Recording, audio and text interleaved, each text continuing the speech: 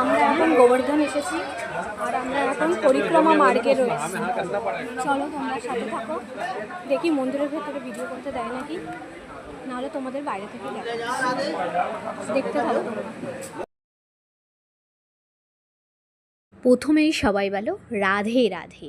তো প্রথমেই পরিক্রমা মার্গের সবার প্রথমে যেটা আমরা দর্শন করছি সেটা হচ্ছে সেই গোবর্ধন পর্বতকে, যেই পর্বতকে শ্রীকৃষ্ণ তার ছোট্ট আঙুলে তুলে ধরেছিল। আর এই মন্দিরটা হচ্ছে গোবর্ধন মন্দির, সবথেকে পুরনো।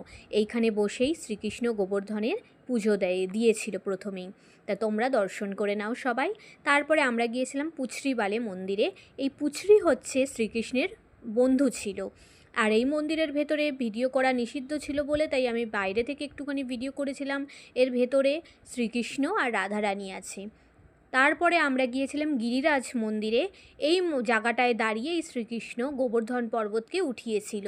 তার এখানে দুধ দিয়ে গিরিরাজকে স্নান করানো হয়। তো লম্বা লাইন পড়েছিল, আমরা তারপরে পুজো দিয়ে এইখান থেকে বেরিয়ে আসলাম।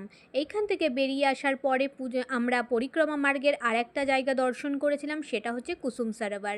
রাধারানী তার প্রিয় সখীদের সাথে এই কুসুম সরোবরে এসেই বসে থাকতো। এছাড়াও গোবর্ধনের আরও ছোট ছোট অনেক মন্দির আমরা দর্শন করেছিলাম, খুবই সুন্দর সুন্দর ছিল। কিন্তু বন্ধুরা দুঃখিত, আমি সেই ভেতরের ক্লিপ নিতে পারিনি, কারণ সেইখানে ক্যামেরা একদম নিষিদ্ধ ছিল। তা তোমাদের এই গোবর্ধনের পরিক্রমাটা কেমন লাগলো জানিও, সঙ্গে থেকো সবাই।